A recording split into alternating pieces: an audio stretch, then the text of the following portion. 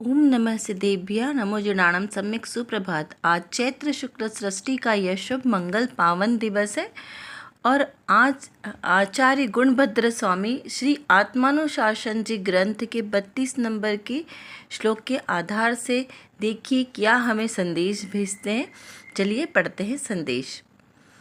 बृहस्पति जिसका मंत्री है, वज्र जिसका हथियार है, देव जिसके सैनिक है, स्वर्ग जिसका गढ़ है, हरि का जिसको पूर्ण अनुग्रह है, ऐरावत हाथी जिसके पास है, ऐसा आश्चर्यजनक बलवान इंद्र भी संग्राम में शत्रुओं से हार गया तो अन्य की क्या कहें।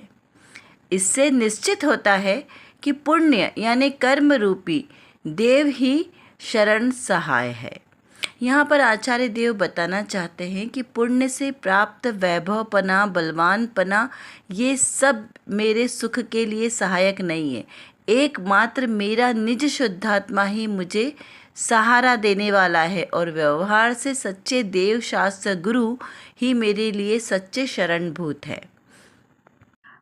और आज की रत्नकणिका में समयसार जी कलश नंबर 100 के आधार से यहाँ पर श्रोता ने प्रश्न किया है कि शास्त्र में आता है कि कम्मरेण नियेणावच्छणो, अर्थात आत्मद्रव्य अनादि काल से कर्मरज से आच्छादित है।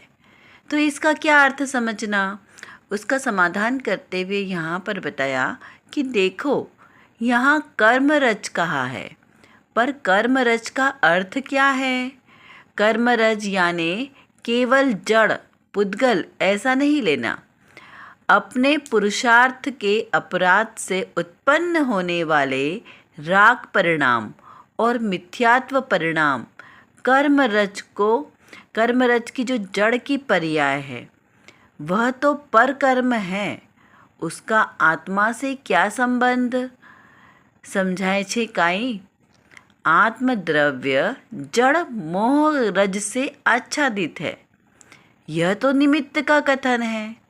वास्तव में तो मिथ्यात्व परिणाम और राग द्वेष रूप भावघाती परिणामों से आत्मा आच्छादित है। समझ में आता है कुछ।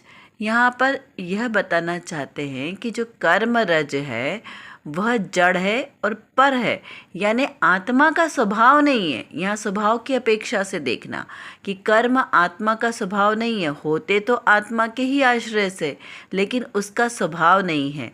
इस प्रकार हम अपने आत्म स्वभाव को समझें और अपेक्षा से जो मेरा